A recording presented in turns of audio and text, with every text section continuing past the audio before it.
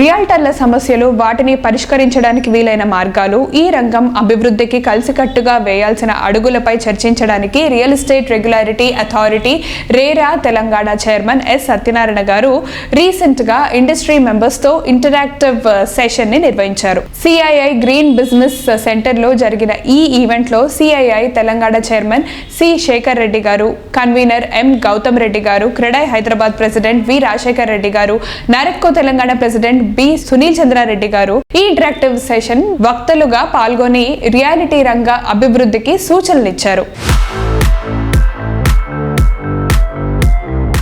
3 decades back, when there was no regulator in AP, so violations were rampant, about 150%. And we as an industry taken up how to make it ethical business, most respectable business in the society. We have taken up on our own, and we have given white papers to government on our own, and we have imposed self-regulations, simplification of all the rules and regulation, and liberal in going high-rise buildings and decongesting of the core city and going expansion outside the city.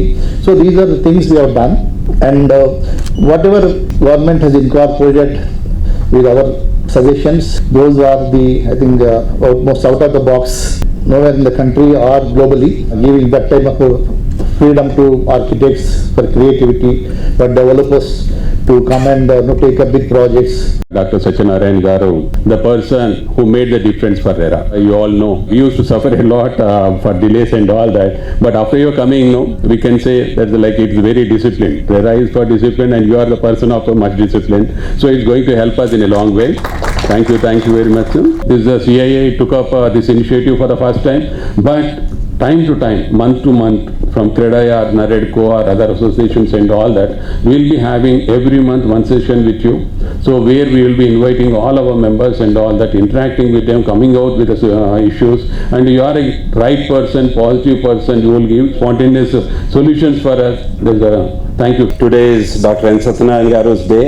Thank you, sir, for giving us time. Thank you for this interactive session. Dr. Satyanarayana Garu is a doctorate in neurobiology. He also has a degree in law, and with his huge experience in municipalities, who better than him to lead RERA as the chairperson? Sir, we are really fortunate, sir, to have you. You know, we've always been talking about real estate regulation. This is one gentleman who said it is not only regulation, it is also about development. By 2030, sir, India is going to be a $5 trillion economy, and real estate is going to contribute $1 trillion.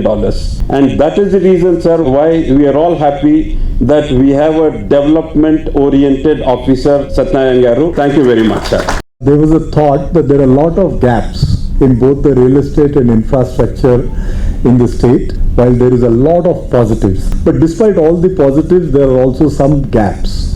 So CII Infra and Real Estate Panel, when we sat together, we recognized that some gaps should be understood better and probably communicated back to the government. While there is so much development, these gaps fulfilling will ensure that people get the best of what they deserve. And therefore we thought we should interact with some of the key senior professionals of the government, understand from them what better could be done, express what we think could be some of the areas that we need to really bridge, so that our tag of being number one in the country will continue to be number one for the next decade and the next century to come.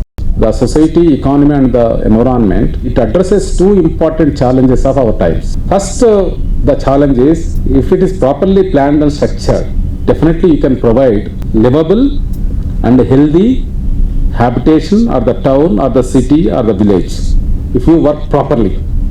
Because not just a house, the house is not just enough, na? We require a house for different socio-economic classes. It requires support, backup infrastructure provision. If that is not done properly, the house which we focused will not deliver its the objective of its entry. That is not just enough.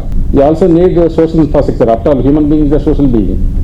If that is not provided properly, we may not behave like a social being. The second challenge is that this is the area where we work properly.